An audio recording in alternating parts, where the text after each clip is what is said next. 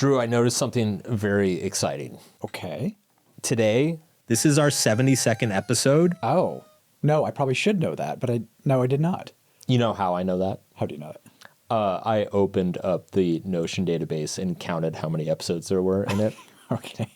So I probably should know this. Yes. I have two thoughts. One is that's a lot of episodes. It doesn't feel like that many episodes. It feels like way fewer than that. That's my first thought. And then my second thought is when I think about some of the podcasts that have like 1,500 episodes or 2,000 episodes, Right.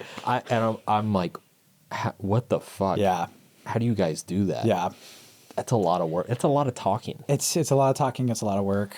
I don't think people do realize how much work goes into. A lot of people don't realize how much work does go into these. Yeah. And if you have a show that's been got thousands of episodes, my God. Yeah. I don't know how they do it. It is a lot. Well, first of all, I think I'm done. I'm not going to do anymore. You're done? Yeah. What am I gonna do? I don't know. You're pretty good. You're pretty good with your hands. We could use some more insulation in the other studio. All right. We talked about AI taking my job last time, but this is This is a little sudden. Yeah, I you didn't think it was going to happen this quickly. Okay, I have a gripe about podcasts in our space. Yeah. Is that I feel like, and I definitely feel this tendency myself. You know, when you're kind of running through this machine gun of guests. Yeah. Who come from all these different places and have written all sorts of different types of books or have studied different things. As a host, you kind of just feel like I don't know, it feels like there's no intellectual consistency to things. One of my gripes about the podcast in this space is that hosts just go out and get the most popular guests they can find, and they bring them on, and they'll just let them say whatever, and they don't disagree, and they don't push back, and they don't change their mind about anything. And I don't like that. Mm-hmm. And I feel myself getting tugged in that direction as well, and I don't like that either. Mm-hmm. So, in honor of that, I would like to do an episode today about things we've changed our minds about. Significant things, not just like minor things, but like major beliefs or assumptions that we have changed or dropped over the last few years.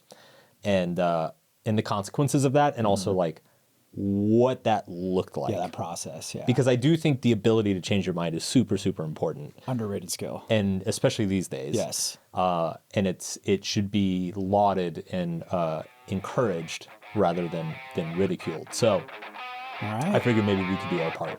Let's do it. Okay. Let's get into it. It's the Subtle Art of Not Giving a Fuck podcast with your host, Mark Manson. You, sir, what have you changed your mind about? What were you wrong about? Well, okay.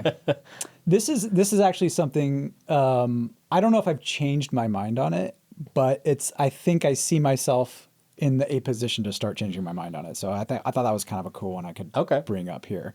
I'm not sure if I'm changing my mind or if I'm in the pre-stages of changing my mind, maybe. Okay. I have changed my approach to this topic, which is religion in general. Okay. So let's just dive right into religion. Right, let's start with religion. For the longest time, I just haven't been religious. I grew up around religion, religion. I was religious at one point, growing up as a child, because you adopt whatever's around you, right? And then I got older, was exposed to more of the world, and I was like, oh God, okay, no. This isn't for me. I saw the problems with it. I've seen a lot of people, a lot of the damage that religion has done, both on an individual and cultural, societal level too. And then on top of that too, I think in my formative years too, which, kind of came of age in the 2000s, I would say. And there were a lot of kind of very vocal atheists out there. Yes. Especially in the intellectual realm. And I really wanted to be like an intellectual, or at least ally myself with them, Yeah. Atheism became cool. It was, right? In the kind of 2006 to 2008, you had Sam Harris and Chris Hitchens and Richard Dawkins. Yeah. And I wanted to be aligned with them. But it was sorry to interrupt. No. It was just for the listener. It was a very rigid atheism. Like it wasn't like a kind of passive, oh, we don't believe in God. Mm-hmm. It was, no, religion is a problem and everybody should be atheist. Right. Type of vibe going on. Right. Which I wasn't real familiar with atheism prior to that. But what I understand was it was more just like I don't believe in God, just leave me alone. Yeah. Right. And then kind of came this more virulent strain of atheism, and it was like jihad atheism, basically, right? Like there was like, they were actively like, look, this is how religion is damaging society, people in general. I think there was a lot around, the second Iraq War, and there was a big religious undertone to a lot of that, and people were freaking out, like, hey, get this out of the discourse right now, because it's getting very ugly very quick. So I understood that, and I kind of I aligned myself with that. Lately, though, the last few years, I would say, I look around at some of my family and friends who they go to church, and they have families, and they bring their families to church, and maybe they pray or they celebrate religious holidays and all that. And you see this, there's a community around it. Mm-hmm. They help each other out. They're service oriented. A lot of them are. Whereas like my non-religious friends, I don't see as much, they're not volunteering. They're not donating as much. Yeah. Also, the other thing I've noticed lately too is they're very locally focused. People, churches in general are very hyper local, right? And they care about local issues a lot. And we've talked before on this podcast about how we think, both you and I think, that people are over-indexed on global issues and under-indexed on their local communities. Yeah. I'm like, well, there's a solution right there. But okay, I'm not fully changed my mind yet, like I said, because I still do see a lot of the damage it's done, the dogma. I really don't like the dogma in any religion. I think there's so many problems with it, but what I'm trying to figure out is there a way to incorporate the good parts of religion without the bad? And people have tried to do this, I think, and I just don't see it working the way that, like, religion is this glue that binds people together. And if you take out all the supernatural and the mysticism and the magic of it all, you're not really left with the same thing. It's something completely different. And I'm not sure if it's a binding presence or not.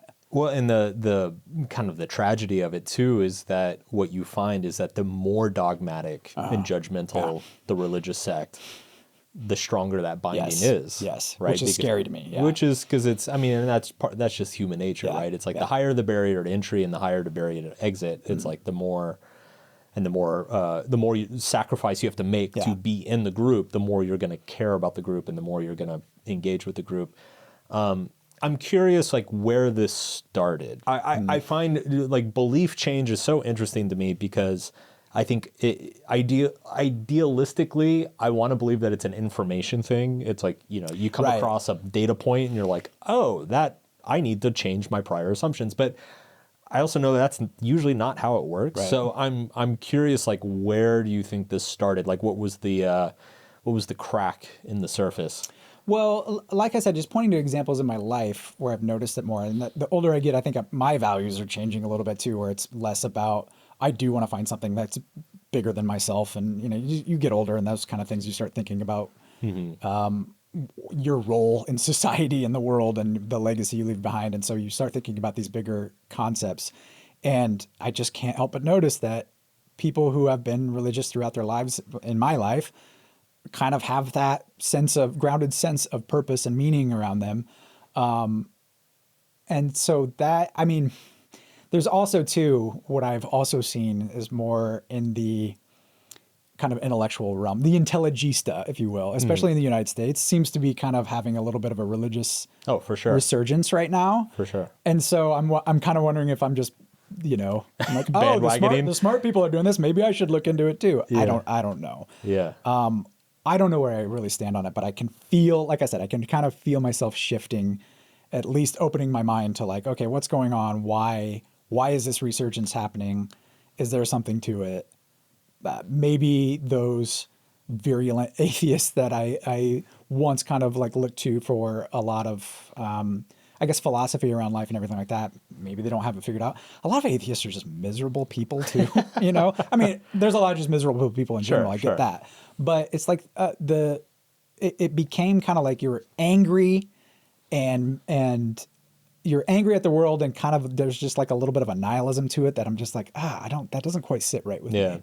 So I don't know if I can pinpoint an exact time. Well, it sounds like place. there's a handful of factors. One is that your personal values shifted, right? So you start valuing more community being supportive of people, engaging with people, relationships, and you started to notice that the people who are really good at those things were more religious, coincides maybe with a little bit of this kind of cultural pressure of like, you know, some of the thinkers at the moment are religious people.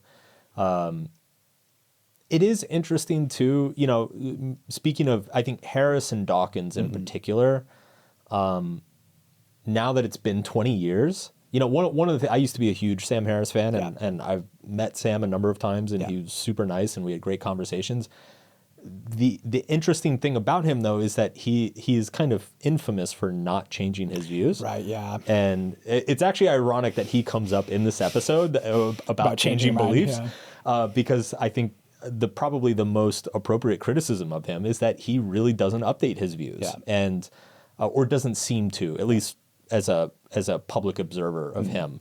He doesn't seem to update his views dramatically. And Dawkins is like very proudly not updated his views on religion. And so I don't know. My default, when I notice that somebody has gone 20 years without changing their mind about anything, I trust them less. And it's, to me, that's a little bit of a signal that there's some closed-mindedness going on there.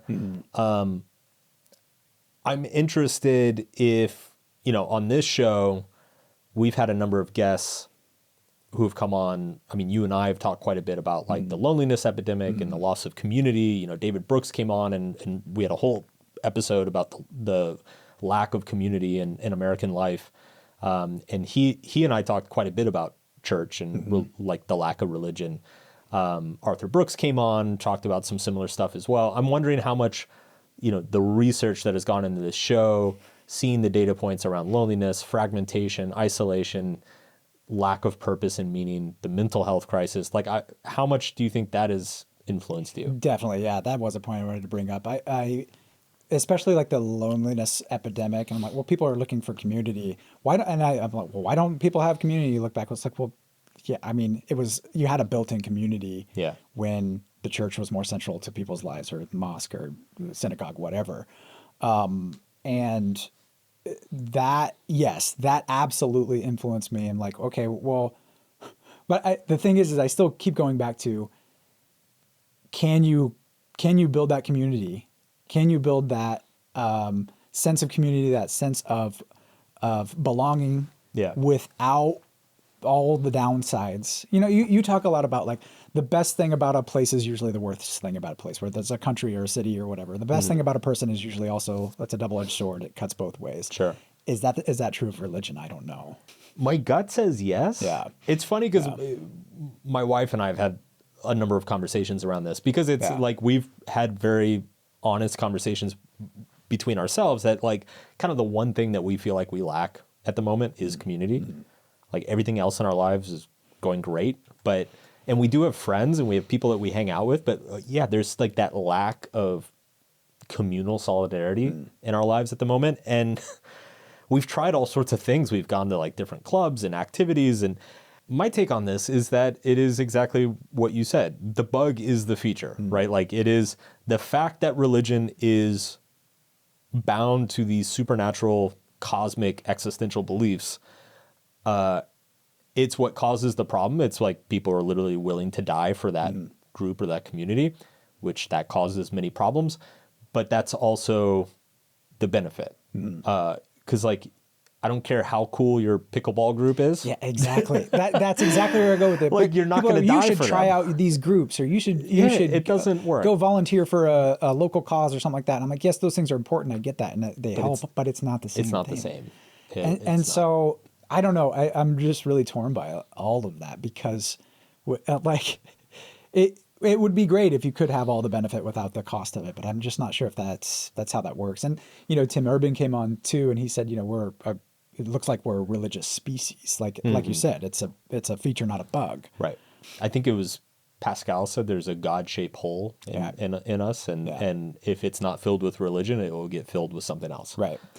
Right. And we've attempted to do that before too. Like all the atrocities of the 20th century were we were trying to replace religion with politics, and we're still trying to do that to some extent today. Yeah. And Not it's not working recommended, out, folks. right? It's not working out. And you could argue it wasn't really working out with religion either. There was a lot of atrocities committed in the name of religion as well. I don't know. I just don't.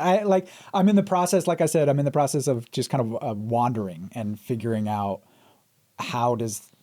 what is the is there a way to go about harnessing all of the good things of religion without having to, just like get into this really tribal mindset around it. And I don't know. I don't think there is. And so there was a period where I thought Buddhism could do that, because Buddhism is really not very, at least in the West, it's not very dogmatic, and you don't kind of have all these like supernatural judgments going on. Yeah. But it's funny, I never found that. Like I've been parts of a number of different Buddhist groups and places that I've lived, and done a bunch of retreats and gone to a bunch of meditation sessions and stuff. And I don't know. It, like you said, it feels very fragmented and isolated. The people are super nice, very sweet. Some of the events are really nice, but like, I don't know. I think about like my parents when I was a kid in their church community, and it was super tight knit, and people really relied on each other in a way that I don't see my generation doing. Yeah. And that worries me a little bit. Or at least, at the very least, I look back now and I'm a little bit envious of that. Yeah. You know, it was the sort of thing that like if my brother or I was sick and my parents had to go do a thing, it like they had 15 people they could call to come watch us.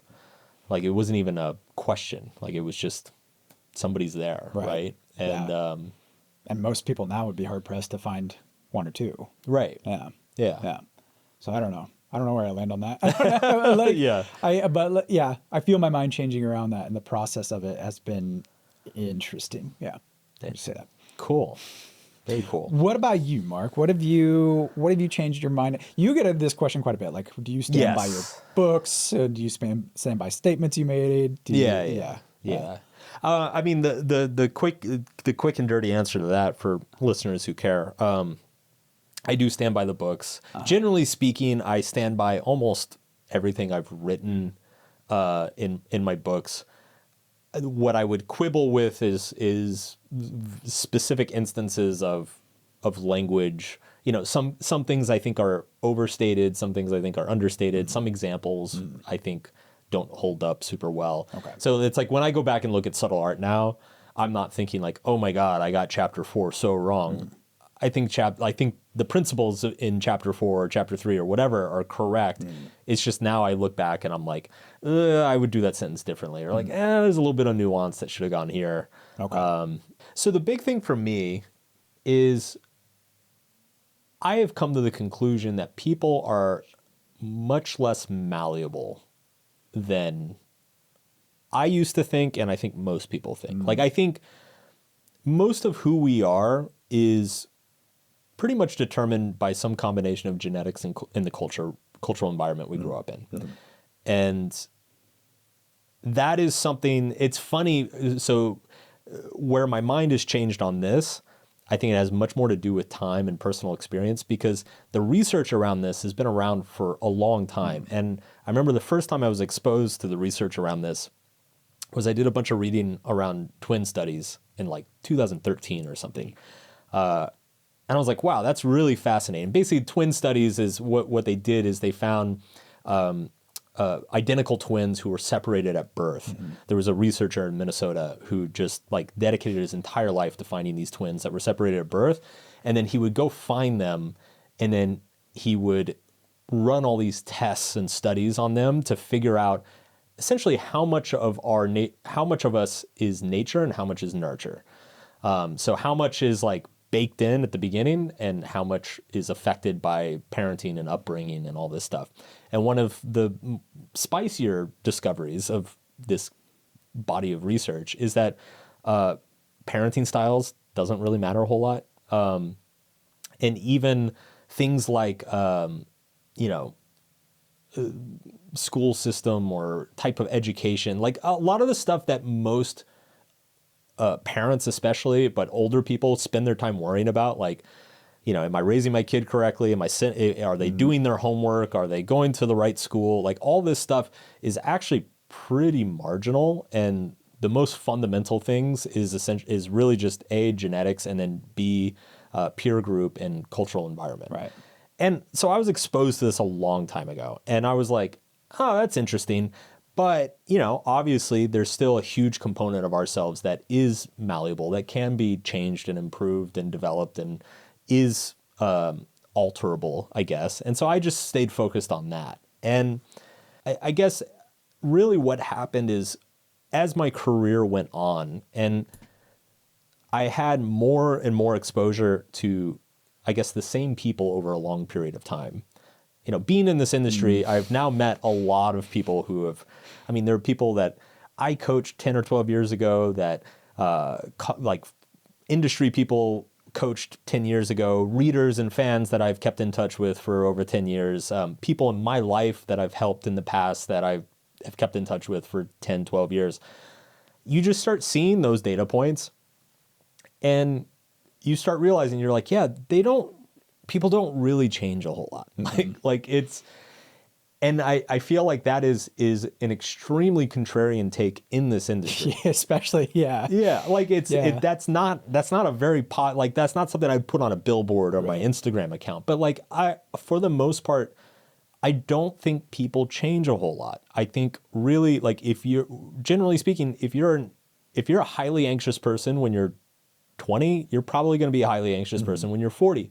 What changes is your attitude and disposition towards it. Yes, yeah. Your ability to manage it, the behaviors that you attach to it, right? Similarly, it's like if you are somebody who's very detail-oriented and perfectionist, like, you're probably not going to stop being detail-oriented and perfectionist. I think there's this naivete, especially with young people, and especially not to make it political, but I think, you know, left-wing people, that each individual is completely malleable, you know? So if you're a highly anxious person, you can train yourself to stop being anxious. If you're a perfectionist, you can train yourself to stop caring about details and wanting to optimize everything.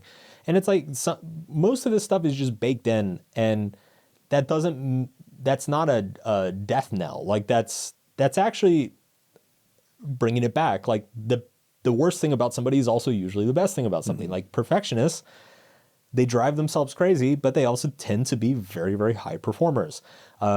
Anxious people, sure, they worry all the time, but guess who catches the risks and the problems before anybody else? It's usually the person who's worrying all the time, right? So it's like, I guess this kind of ties into the community thing, because I think the things that feel like a hindrance as an individual when you're isolated, if you embed yourself into a community, they actually become useful, right? Like it's if you are all these kind of weird things that you're prone to in these quote unquote mental health issues, or your neurodivergence or whatever, they will feel like a handicap if you're sitting in a room by yourself all day, every day, you know? But when you are embedded with a group of people where you can be, you know, your specific brain and personality and individual traits can be leveraged by the group, it actually becomes the best thing about you. And it actually becomes part of your identity, and it becomes who you are. And so I just think I've very much become convinced that that it's like personal growth, quote unquote. It's not really about changing anything. It's primarily two things. First one is just simple self-acceptance and self-knowledge, just becoming aware of your own shit and being okay with it. I'm an ADHD motherfucker, and it, like, you know, 3 days out of 5, it drives me insane and causes problems. But those 2 days that it doesn't, man, I'm like cooking, right? So we've all got something like that in ourselves, and you just learn what it is, and you learn how to manage it, and you develop a healthy attitude around it. And then you just try to put yourself in situations where you can leverage it. And then 2 is just skill issues. Like it's funny, like, getting on social media and looking at content creators in our space, because they will, like, take a very basic thing, and when I say basic, I'm not trying to like diminish it at all, because I know it's extremely hard for a lot of people, including myself, but like something very simple and basic, like saying no to somebody, right? Like standing up for yourself and just like putting your foot down and saying no to somebody that you care about. That's a very difficult thing to do for most people. And I think it is something that we all struggle with at some point in our lives. And some people struggle with it chronically a lot. And it's a skill. It's a skill. It's like anything in life. Like there was a time in your life where you didn't know how to do your taxes, and it was fucking terrifying and difficult and intimidating, and it made you miserable. And then you did it once, and then you did it again, and then you did it again. And then eventually it just becomes like an annoying part of adulthood. And it's like so much of this stuff that people call like healing or transformation or renewal, you know, or like the new you, all this stuff. It's like, it's a skill issue. Like you figured out how to say no to people you care about, which is a really, again, not to diminish it, that's a huge, it's like a massive, it's a massive fucking life skill. Like it is a very important life skill. But let's not kid ourselves. Like you're not a new person. Just because you can say no. Yeah. You developed a skill. Yeah. And underneath, inside, you are still the same person. Maybe your thought process and your attitudes and some of your emotions around it have shifted, but that doesn't mean you're a new person. Yeah. And that doesn't mean you should try to be a new person. And I think actually that desire to constantly become a new person, to change yourself and transform and all this stuff, like it can be self-defeating, because there's a subtle hint of self-loathing underneath that. Right. Yeah. We in a recent episode too, we talked about change, and you said you think the mistake people make when they're trying to change is changing that disposition. This is what you're saying again. It's trying to change the disposition when actually what we have to change is kind of the way we handle it, or the way we express ourselves through that disposition. Right. You make the very good point though about the self-acceptance thing. And you wrote this, I was probably back about in 2013 as well, when you wrote a critique of the self-help industry, which we also covered recently. And you said that there was this hidden paradox within self-improvement, which is self-acceptance is the end goal of self-improvement, which is there's no improvement there. It's just acceptance of what there is. Yeah. And it's that mind shift, which I guess is a change in itself. But yeah, you don't change who you are. You just accept who you are and learn to work with it. And that's been a huge one for me, definitely over the last several years, just like accepting I'm a perfectionist. I'm anxious in certain situations. I'm socially awkward in situations. That's okay. And and then the weird thing is when you do experience that, though, it feels like a big change. Yeah. It feels like a huge, huge change. Yeah. And it's kind of not. There's another paradox hidden right there. Yeah, it is. You do feel like you can feel like a new person, right? I think it's kind of in the same way of like, I don't know, let's say you lose 50 pounds, right? People will say, oh, it's the new you. You know, you could even feel like I'm a new person, right? But like, are you a new person? Like, I think about that sometimes. Like, am I really a different person than the guy who was 50, 60 pounds heavier and drinking 3-4 times a week? Right. Like, no, that was the same guy. It just, I had a lack of skill set around managing cravings and, you know, lack of knowledge around nutrition and good fitness habits and all that stuff. And B, I had some there was still certain emotional proclivities and impulses that I was blind to. I had not figured out about myself yet. And when I figured those out, they were really disappointing to discover those things. Right. And there definitely was an emotional process of being like, oh, wow, I really just can't control myself around food sometimes, you know? And that was a sad moment, and it was uncomfortable and difficult to kind of work through. But at no point was I a different person. I just learned how to A, accept it, and B, manage it, and then develop the skills on top of that to okay, well, let's just not put myself in these situations, or getting good at saying no to certain things, right? So that's been my perspective. I think it's primarily just been through the longevity of my career in this space and the amount of people that I've seen. Like if you really do dig back in the old blog archive, and you probably remember some of this stuff, like it very much was more optimistic or idealistic around, hey, if you do these things, you can change and you can, change your life in this way and that way. And if you believe these things, you can heal yourself and all this stuff. And I think, again, it's not that stuff is wrong. It's just I would frame it differently. Yeah. I would write it differently today. Like, I think the advice is probably still correct. It's just like the packaging and explanation is slightly off. Mark, what do you believe that most people don't believe, or you think most people don't believe, at least? Oh, this is the Peter Thiel question. Yeah. I love this question. So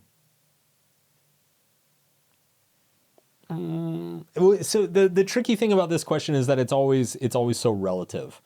Like what I found too. Yeah. Who is most people? I will tell you the most salient one recently. I'm going to stick within the self-help stuff, okay, like while we're kind of on the mental health, personal growth stuff. This is definitely a minority position in this industry, which is I think trauma is overrated. Oh. Yeah. I don't think trauma is nearly as, and again, for anybody listening to this who's experienced trauma and is suffering from trauma, the intention here is not to diminish or belittle your experience. Like, don't get me wrong, trauma is definitely a thing, and it definitely causes a lot of problems for a lot of people. It's not good. It's not good. It is a thing, and it is not a good thing. What I'm pointing out is, I would say it's more of the kind of the Gabor Mate view, which is like everything is trauma, right? It's, and I've seen this, especially, this is really starting to proliferate on like Instagram and TikTok and stuff. Like, I saw an article recently that said, like, if you have ADHD, it's because of trauma, right? If you have, like, all neurodivergence is a result of trauma. If you have problems sleeping, it's a result of trauma. Like, it's like everything is fucking trauma. Right. And I just don't buy it. Like, trauma is a thing. It does mess up a lot of people. But when you actually look at the data, like, the majority of people who experience trauma, they don't experience PTSD or any sort of PTSD-like symptoms. They experience something called post-traumatic growth. Like, I think it's 70-30. Yeah. Like, 70% of people who experience a trauma in their life within a year or two will look back and say that they are actually a better person for experiencing that trauma, whereas only roughly like 30% of them will say that they're worse off for experiencing that trauma. So the majority of people who experience trauma grow from the trauma. And coming back to this point about, the importance of genetics and just predispositions toward certain behaviors or personality traits or proclivities, like, I think people don't want to accept that. Like, people, I don't know, anxious people don't want to accept that they're an anxious person. Perfectionists don't want to accept that they're a perfectionist. People with ADHD don't want to accept that they have ADHD. And so trauma just becomes this kind of perfect just so story, because we all have things about our childhoods and our upbringings that we're not happy about, that we're like upset about. And we all have painful experiences in our past. And so if there's, it just becomes such an easy cop out to say, well, I don't really do well with pressure at work, and it's because, my mom was always getting on my case for this thing and that, and I think it traumatized me, and I've been in therapy for, and it's like, no, you just don't handle pressure well. Yeah. It's fine. Yeah. It's totally fine. Yeah. There's nothing wrong with you. Like, some people are different. And so I just think that it's a very seductive narrative that people buy into. It's also a very seductive narrative to sell to people. It's an easy sell to people. If you basically take anybody who is in a rough patch in their life, or who maybe has had a traumatic experience recently, and you can put them in a seminar room and spend an entire day telling them how trauma explains everything that they don't like about themselves in their life, and they'll gladly give you thousands of dollars for it. So I think it's a little bit of a grift. And again, I don't like, for the people who are legitimately suffering from it, heart goes out to them, but it's not the catch-all explanation or problem that it is. And I worry that when you encourage people to identify with their trauma too much, they actually begin to indulge in it, right, and kind of identify with it. Yeah, I was like, we had Dr. Julie on just a couple of weeks ago, and a clinical psychologist who's seen some things. Yeah, let's just say she's worked not only with the general population but also with combat veterans, and her big takeaway from all of it was, I'm not surprised by the things that screw people up. I'm surprised by how resilient people are. Yeah. And she found it to be the biggest part of her job, or one of the biggest parts of her job, was to help them realize that. Mm-hmm. And I've heard other therapists say similar things too. Like when somebody comes into my office, I'm not there to fix their problems. I'm there to show them how they have the capacity to deal with these problems. Even if they're seeking out therapy and there's obviously something wrong going on, like you're saying, there's like the human condition is a resilient one for sure. Absolutely. I think it's about kids too. I think people don't give kids enough credit for how resilient they are either. Totally. So it's like humans are very, very resilient. We're very adaptable, very resilient. We are built to handle a certain degree of traumatic events in our lives. We just are. But a lot of that, this is where it starts to concern me, is a lot of that depends on what the person believes about themselves. Yes. Right. Yes. So like when you look at people who experience post-traumatic growth versus people who experience PTSD, like one of the biggest indicators of people who see it as something that they grow from is that they believe they can grow from it. Yes. Right. And when you look at people who like believe that trauma is just a like immutable scar on your life. Yeah, it's a death sentence.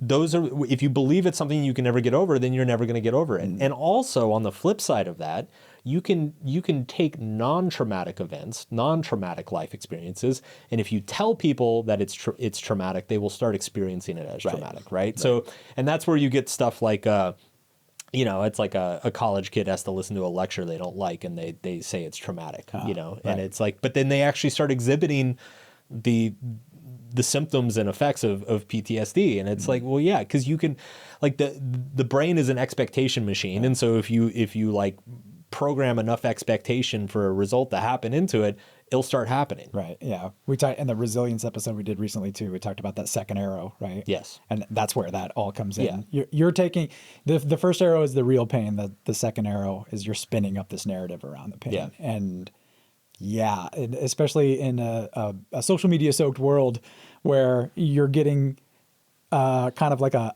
help for those second arrows. Here's some spin up this narrative about this. Oh, yeah, you're being validated and encouraged for so I get that. Terrible second arrows. Yeah. What's What's your contrarian take?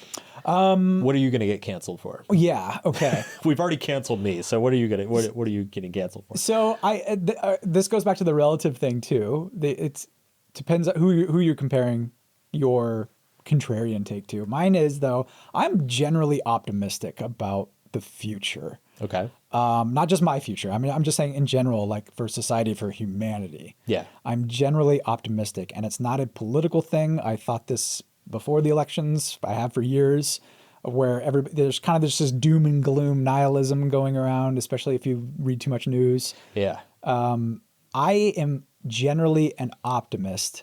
I'm not saying that it will be great for everyone. Yeah. There's going to be uneven distribution of the great things that I think are to come. Sure. Which there always are. Yeah. Dude. I'm not saying that there won't be some dips and some setbacks along the way. I just generally think that the way we're headed and the way we've been headed for a number of decades is the right direction, and that we shouldn't stop. I'm not saying we're at a place of utopia by any means, but we're headed in the right direction in so many different ways. And I wish more people would kind of sign up to that. Or be aware of it, I guess. Just be aware of it, yeah. Mark, when you and I were born in the mid-'80s, 40% of the global population lived in extreme poverty, as defined by the World Bank, right? Yeah. Which is, it's pretty low bar. It's only a few dollars a day that will get you above that threshold. But still, today it's 8.5%, around 8.5%.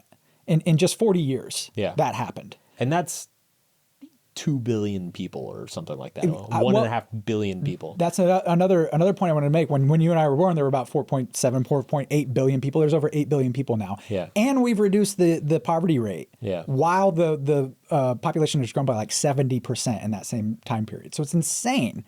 So it's literally billions of people. We can do better. Yes, we absolutely can. There's still way too many people living in extreme poverty. See, I thought you were going to go, this is not where I thought this was going. I thought you were going to get into like AI sex robots and, you know. I'm getting there. Okay. That's what I'm excited. That's what I'm optimistic for. Yeah. They're going to be cheap and everywhere. Yeah, it's going to give me a VR headset and a dick glove, and I'm good to go, man. A dick glove. Okay. Give me the AI porn. But I'm okay. But that is another thing. Like the technological sorry, go back advances. to the starving, the 2 billion starving children. Yeah, right. Well, okay. So in 1800, yeah, let's just say, okay, about 1 in 4 children died before the age of 5. Yeah. Okay. Now it's down to like 1 in 200. Something around there. So we've reduced that by a factor of 50. Yeah. That's insane. In 200 years, we've done that. When I start to do this, though, I can already hear the people being like, well, it's not evenly distributed or whatever. And that's true. It's not. Like all these benefits have not been necessarily evenly distributed. And we have access now to like clean water, the healthcare that we have, electricity. All of the things that kind of undergird a modern society are miraculous marvels. Like kings didn't have these a couple of years ago, right? Yeah.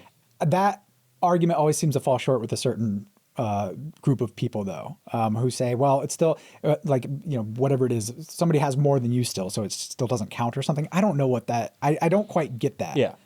I've never quite understood that. So, but if you just look at the general arc of history, and again, this is not a political thing. I didn't magically change my mind because of some election or anything like that. I just think that this is actually where the world is going. Poverty, literacy, equality, like education, health, life expectancy. Right. Life expectancy was another one. And a technology, big part of that, across the board. Yeah. Things have gotten better. So I'm generally optimistic about that. Again, we could screw this up and it could go the other way. And that was kind of Steven Pinker. Yeah. When he wrote, what was the book?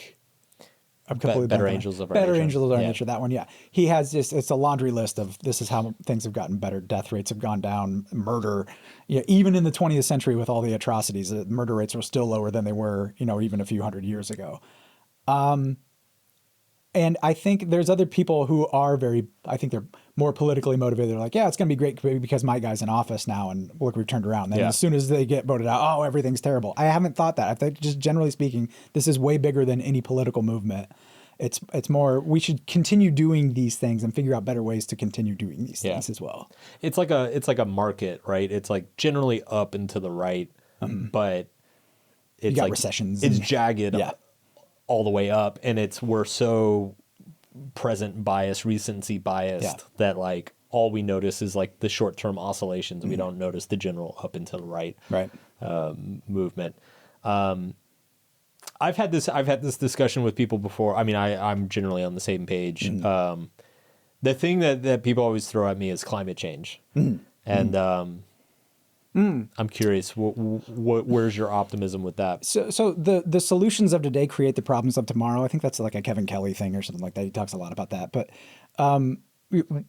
we're like the climate crisis, the climate change fiasco that we're facing right now was created because of the Industrial Revolution back in the 1800s, right? Yeah. That revolution, though, brought a whole bunch of people out of that abject poverty, what we were talking about. In 1800, I mean, it was something like 90% of people lived in poverty all around the globe. Yeah. And the Industrial Revolution was a huge force behind bringing people out of poverty. We could feed, clothe, house people. It created another problem, though. Yeah. So I think we're on our way, though, too. We're able to technological advances in agriculture. For instance, we're figuring out ways to use less land to produce more food to support the populations that we have right now. Agriculture, too, is getting a lot more precise. So they're developing different types of machinery that can go through like a field, look at each plant individually, use some AI. Look at each plant individually. Okay, this one needs a shot of some pesticide or herbicide here. This one doesn't. This one's fine. So instead of just blanketing, a whole field with pesticides or herbicides, whatever, we can be more targeted about it. Saves money, makes food cheaper, makes it more accessible. We use less land, we use less inputs, we use less carbon. I think we're going to figure this out. I really do. Yeah. We're going to create new problems that we haven't even thought of yet. Sure. Nobody thought of the environment in the 1800s when the Industrial Revolution was going on. Yeah.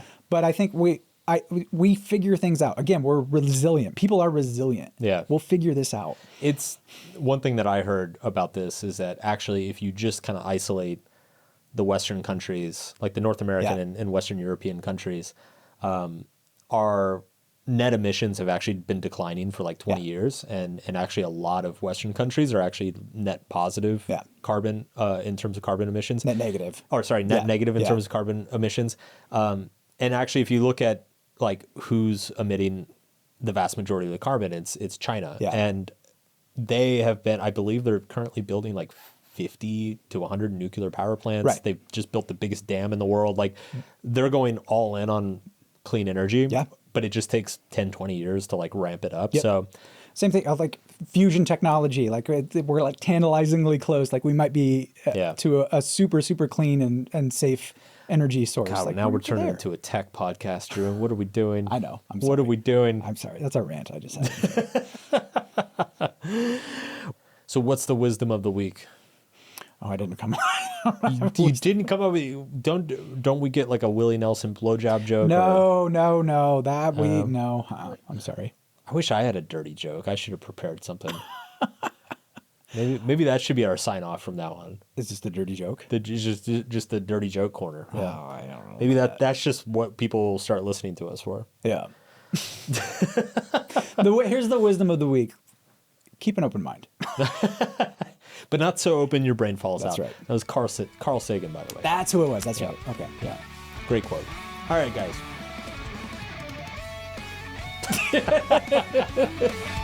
The Subtle Art of Not Giving a Fuck podcast is produced by Drew Burney. It's edited by Andrew Nishimura. Jessica Choi is our videographer and sound engineer. Thank you for listening, and we will see you next week.